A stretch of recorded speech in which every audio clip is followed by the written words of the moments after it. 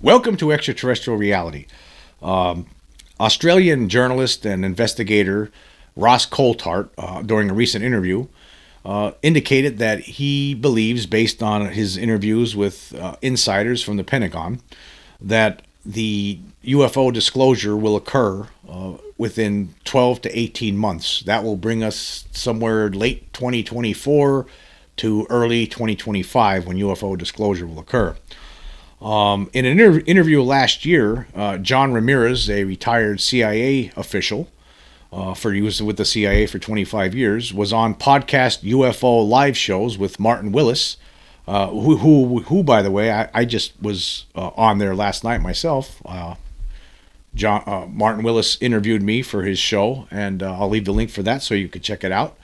But a year ago, he was on there. Ramirez was on that show, and he said that he believes that there's going to be some sort of big show of extraterrestrials in 2027. So if disclosure happens by late 2024 or early 2025, that only leaves us about 2 years to prepare the people out there who really don't think about this subject at all, who don't believe that there's an extraterrestrial presence here. It only gives us about 2 years to prepare everybody for something that's going to go down, according to Ramirez, in 2027. That's not a lot of time. That's why we should have had disclosure a long time ago. It's also been intimated by Ramirez a year ago, late last year, that this is a belief within the government. There are people within the Pentagon that actually believe that something is going to happen in 2027. I'm going to go to this article here from How and Whys. It's written by Vicky Verma, who does a good job reporting on the UFO phenomenon. And he was talking about the interview that Ramirez had with Martin Willis and what was stated there in that interview. And it says here, something is coming in 2027. On podcast UFO with Martin Willis, Ramirez claimed that the government is aware of an impending event in 2027, which will reveal something quite significant. So people are being prepared. That's the reason, according to Ramirez. That's why in 2017, the Pentagon, those videos were leaked by for somebody within the Pentagon as an effort to kickstart some disclosure, the disclosure that we're seeing right now, this slow disclosure. And because somebody believes within the Pentagon, according to Ramirez, and how should we doubt someone like Ramirez, somebody who spent 25 years in the CIA? Why would he be saying these kind of things, that something's going to happen in 2027? I don't usually subscribe to these kind of predictions. I mean, we get predictions a lot from a lot of religious groups saying that the end is going to happen on October 31st. And, you hear stuff like that all the time. And then October 31st rolls around, nothing ever happens. And then they change the date. They just keep fooling the people that they're preaching to and getting more money from them. And but I don't think this is a different story. For some reason, Ramirez believes that in 2027, or the people that he knows within the Pentagon believe that in 2027 something is going to happen. We can only speculate on what that is going to be. Is it going to be some sort of display for some reason? That the extraterrestrials that are here are going to put on some big display? How do they know this? What makes them think that this is going to happen? But that's what Ramirez stated. Anyway, continuing with this article, he says here, he has been stating that there is a presence on Earth, which he refers to as demonic. Well, let me just stop there for a second. I don't agree with that. I don't know how. I mean, demonic. I mean, if they're beings from other worlds, I mean, basically that's suggesting that they're from hell. But anyway, who are just projecting their own belief systems to make us disbelieve in what we believe. Willis asked Ramirez what would happen if there was a mass landing. Would we just simply prepare for a conflict, or would we actually initiate something? And here was his response. He says, I think the dialogue we have now in this country, even with the recent legislation that passed through the legislature and is on its way up to the president's desk. Well, let me stop there for a second. He's talking about the National Defense Authorization Act bill of last year that was passed that had that language in it that provided whistleblower protection. Is preparing the U.S. population, and by extension the world population, for the reality that there is a presence here that we need to explain. If they show up and we continue to do what we did before in previous decades, there will be mass panic. However, if we understand that these are real and we have 5 years from 2022, or maybe now 4 years, if they come in 2027, for the U.S. government to prepare the people about what is up there. In many ways, I think the word got out within the government that they're showing up in 2027, and we better be prepared. If not, there's going to be a lot of explaining to do. So I think that dialogue has happened within certain areas inside the government that we need to prepare. That's why in 2017, that set a clock of 10 years. And why Lou Elizondo earlier in this year said, just find a hobby for 5 years and it will be out in 5 years. And he said that this year, so that was 2027. I've heard 2027 in an official capacity, and I can't reveal, so I would say that people in the government are aware of something happening, and there's limited time, a few more years to prepare the people. That's what's wrapping up this acceleration from the previous 7 decades of not even acknowledging it to now acknowledging it at a faster and faster pace. So he was suggesting that something is going to happen in 2027. Aliens are coming. They're showing up in 2027. What are they showing up for? To do what? And how do people in the government, how do they come to this conclusion? If what Ramirez is stating is correct, I don't know. But I mean, again, he was 25 years with the CIA. He has a pretty good resume.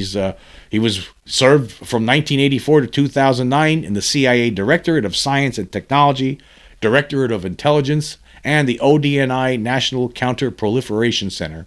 So that's big time, right? I mean, this is somebody from the government coming forward and saying in 2027 aliens are showing up. Showing up to do what? That's my question. What are they going to do if they're showing up in 2027? Now, this article that I'm talking about, this is from 9 months ago, and that interview that was from last December with Martin Willis. So, but again, I asked this question: what's the plan? I'm wondering. I think we should know. I think maybe the science. If this is the case, if this is real, what John Ramirez is stating, then how come we're not being? How come disclosure hasn't happened yet? Why do we have to wait? As Ross Coulthart indicates, why do we have to wait another 12 to 18 months? Why do we have to wait till early 2025 to finally let all the world know the reality of the presence here? I mean, why not let them know now? So if something does happen in 2027, people aren't caught with their pants down. Now, anyway, there was an article here, another article from Vicky Verma. And this just was from last week.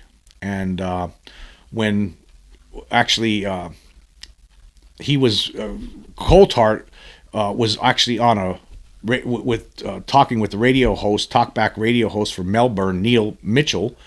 And Mitchell questioned Coulthart about the evidence he had personally seen or whether he was relying solely on secondhand reports. Coulthart replied, "This is why I'm not 100%.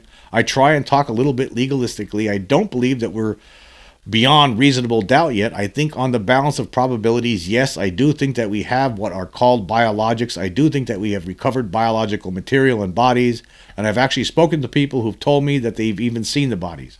So he's been given information, Coulthart, by insiders that, yes, it's true. So he's seen enough. He knows, right? And he goes on here, it says he acknowledged that he had not personally witnessed UFOs or bodies, but had formed his opinion based on the accounts of numerous individuals who had provided evidence over the course of several years. These individuals, some of whom have testified under oath, have described encounters with entities that fit the classic description of grays. It says, most of the descriptions that I've heard concur with the classic gray shape, the large head, enormous eyes, very little if any nose, barely discernible slit of a mouth, no ears, essentially the classic 3 foot to 4 foot high gray. And then Coulthart speculated about the possibility of the UFO truth becoming public knowledge in the near future, suggesting that within 12 to 18 months, the world might have a clearer understanding of the mysterious phenomenon of UAP and UFOs. And here's his quote. He says, "I think that the world will probably know publicly within, I suspect, 12 to 18 months.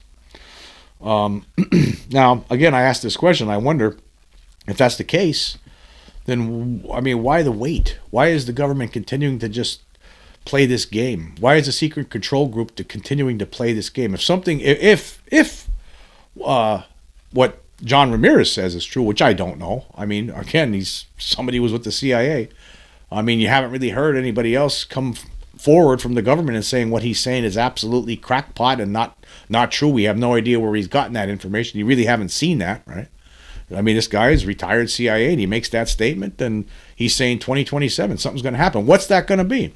I mean, is it going to be, they're going to come down, and they're going to land on the White House lawn like a lot of some people believe, like in the mainstream media? Is that what's going to happen? I don't think so. No, that's absolutely absurd.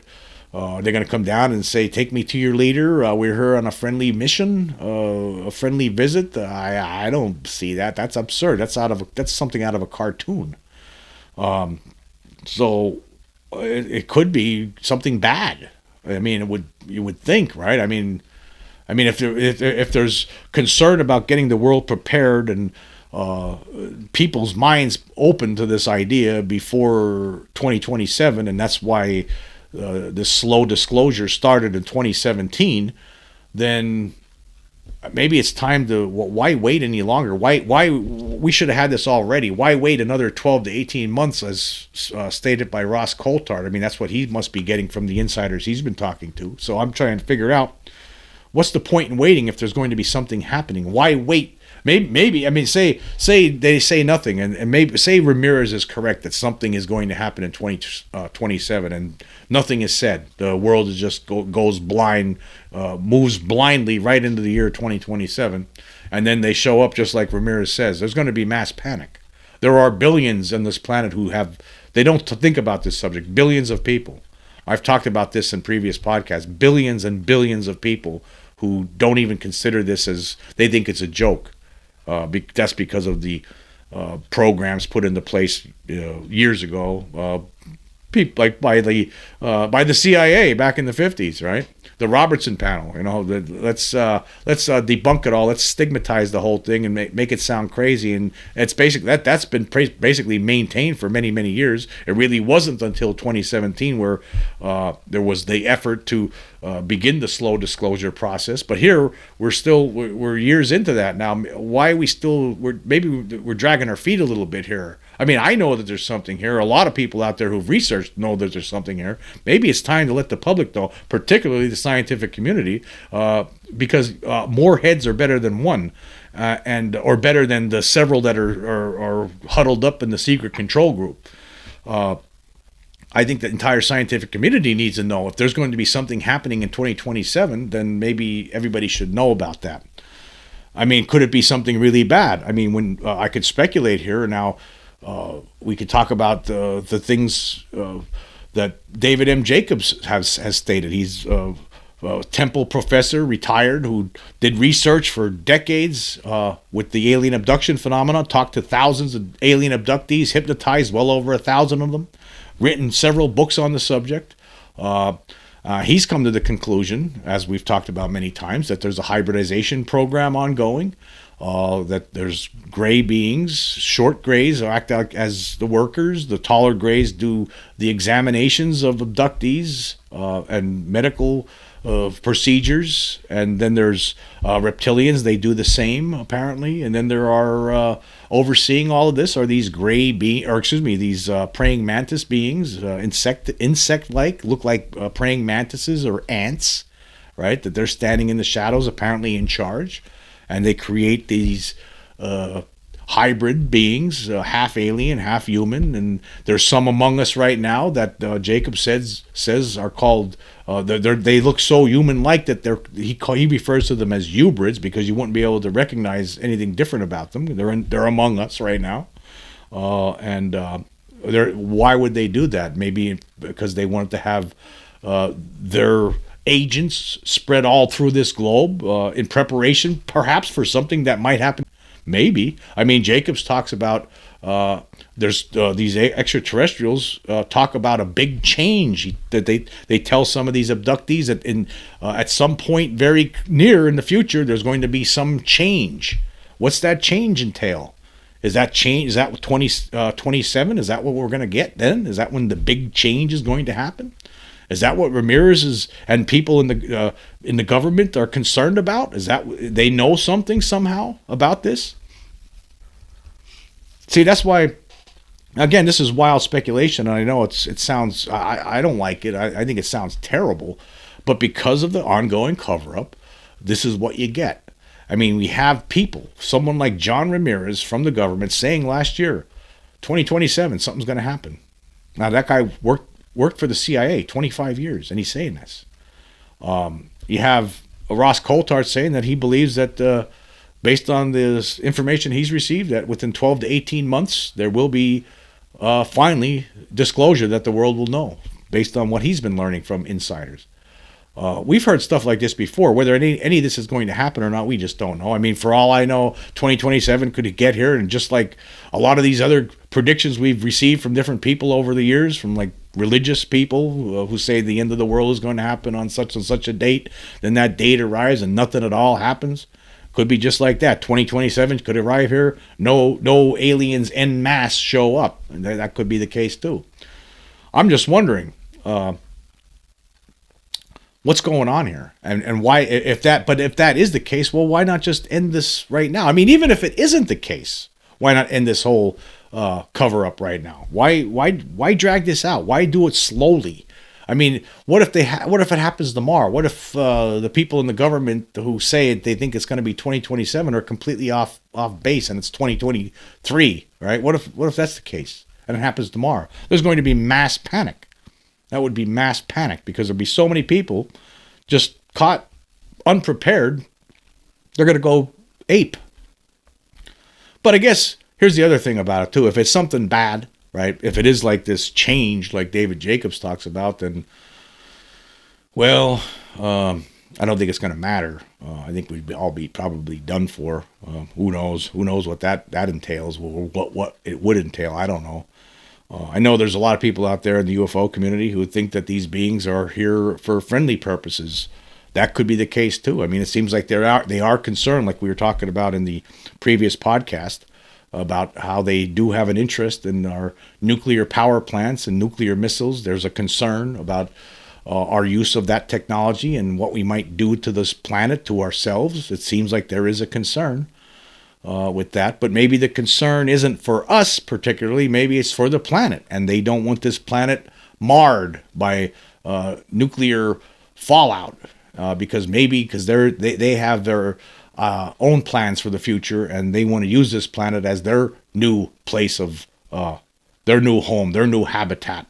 And maybe 2027 is when the cavalry arrives. Maybe right now all we got is just some. Right, but they're going to be arriving in force. The rest of their comrades are going to get here in force in 2027, and then institute the change and basically obliterate most of the human race, and maybe keep a few of us around as slaves. I guess. I mean, I'm just saying this is all pure speculation. Of course, I have no idea what's going to happen. I have a lot of questions about that too. I mean, some of the questions when you hear stories like Ramirez 2027 prediction, that's when something's going to happen. But okay, are all these aliens in cahoots then? Because anyone who's done the research, it's more than just gray aliens. I mean, there's a lot of other ones, it seems, that are coming here. Maybe these gray beings and the praying mantises that control them, maybe they have more power. Maybe they're more advanced than any of the other ones that are coming here, and they've claimed this planet for their own. And there's just so much speculation. That's why we need to have the truth already. This is absolutely absurd that we're playing this game. I don't know. 2027 could be tomorrow. Could be tonight. Maybe tonight. Who knows? Something. Any day now. Someday we're going to have some sort of a event where it's going to become undeniable. One of these events that we had in the past, something like a UFO over the Phoenix Lights incident. We're going to have something like that again. And next time, right, when that happens, something like that happens, you're going to have, hundreds, maybe if not thousands of cell phones all at the same time filming this from different vantage points, and then it's going to be a done deal, and everyone's going to know, and then there's going to be panic because the government, they're going to say they know nothing. We can't explain it. I mean, what are you going to do? That's why it was always better to tell the truth. It makes sense. It makes sense early on. I understand 1947, the early 50s. Maybe it was the best move was to not tell anybody, to keep it secret, to study this privately till you got some sort of grip on it. But the governments of the world have waited too long, way too long. It seems like we're at the end here. I mean, what are you going to do? I don't see how you could prepare the world within just a 2-year period. You need to tell the truth now, not later, not a year and a half before a potential display or worse, a potential change. The human race needs to be alerted to this, particularly the scientific community. And anyway, I want to talk about something else I heard yesterday. I was watching Richard Dolan's podcast on YouTube. I'll leave the link for it so you can check it out for yourself. And he was talking about David Grush and crash retrievals, reverse engineering, biologics, the recovery of alien biologics. And he was pointing out the fact that what David Grush had said basically jibes with stories that have gone on in the past. With reports in the past of these programs that were researchers had uncovered, like the late Leonard Stringfield in the he did a lot of research in this in the late 70s into the early 90s until his death. He talked to a lot of different insiders, received a lot of information about crash retrievals, and all of it jives with what David Grush was talking about. Now, of course, a lot of people have issues with David Grush because he basically was saying things that a lot of us already suspected, a lot of us already knew about, read about, a lot of investigators had talked about. Had he provided some end-all evidence during these hearings, that might have been a lot different. But I still say that I believe David Grush really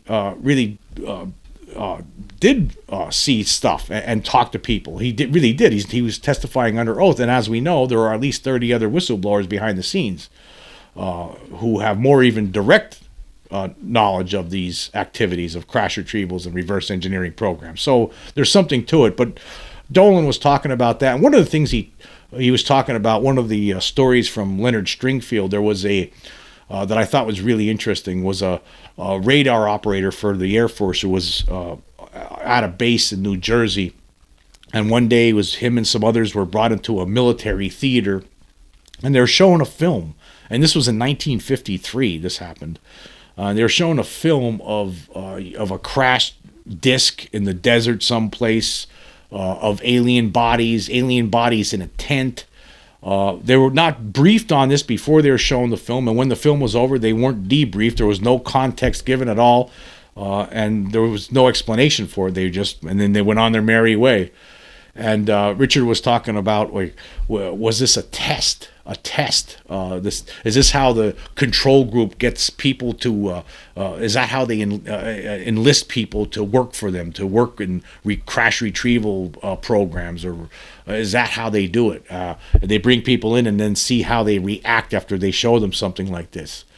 And maybe this guy who later talked to Leonard Stringfield, that was all he ever saw. Nobody ever approached him after that with any more information about that. And was it a test, and did he fail the test?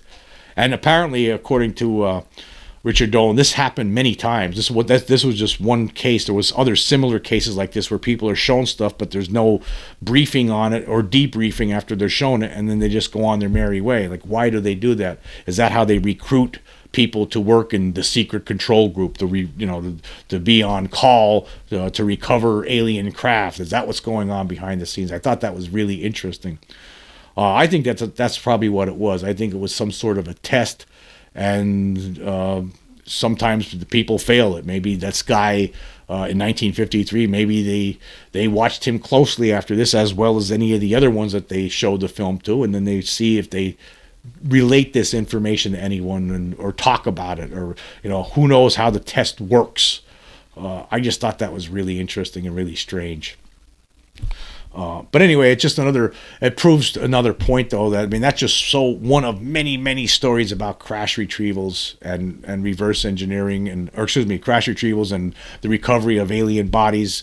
More proof added to the mountain of evidence, more witness testimony. Of course, it's not absolute end-all proof, but when you put it all together, it tells a story. And there's most certainly been crash retrievals ongoing for many years, and it's time for the governments to finally tell that and reveal that truth. Because again, if someone like John Ramirez is correct and something's coming down the pike within the next few years, I think it's time. Why wait like another 12 to 18 months as intimated by Ross Coulthart? I would rather see it happen sooner rather than later, particularly so the scientific community is brought on board and so they could try to figure out what to do when whatever is going to happen in 2027 happens, if in fact anything does happen. Okay, moving on. I want to talk about my most recent podcast from last night. Now, it's only been on there. It's not even been on a full day yet. But that episode was called Extraterrestrial Interest in Nuclear Technology Central to Episode 4 of Spielberg's Encounters. And this was on the episode Lights Over Fukushima. And that episode focused on UFO sightings that occurred after the explosion of the Fukushima nuclear power plant in 2011 after an earthquake and tsunami. And I actually made a mistake in the question I asked her. I said, where do you rank Lights of Fukushima? It should have been Lights Over Fukushima. But anyway, the question was, where do you rank Lights of Fukushima among the 4-episode documentary series Encounters? So far at this point, I have, let me refresh it here, 33 votes with 28 days left. 4 people, or 12.1%, believe that was the best episode. There was a lot of people that thought it was the best episode. 6 people, or 18.2%, say it was the second best episode of this 4-part series. 9 people, or 27.3%, say it's the third best episode. And 14 people, or 42.4%, say it was the worst episode of the bunch. And I have to agree with the majority on this, as everyone knows who listened to that podcast. I thought it was the weakest of the episodes. I gave the entire series a 3.5-star rating. I gave the first episode, which focused on the Stephenville, Texas incident sightings of 2008. I gave that one 4 stars. I gave the second episode, which focused on Ariel School, 3.5 stars. I gave the third episode, which focused on the Broadhaven Triangle, the 1977 incident in Welsh village called Broadhaven. I gave that one 4 stars. I thought that one was the best of the shows there. But the last episode, I didn't like it that much because I thought it dealt too much with spirituality. It delved too much into spirituality and religion. I thought it needed to focus more on extraterrestrials, which I didn't think it did. I didn't think it did a good job with that. But that's where I am with that. I like that show overall. It was great. I loved it overall. But anyway, I want to say thank you for joining me. Until next time.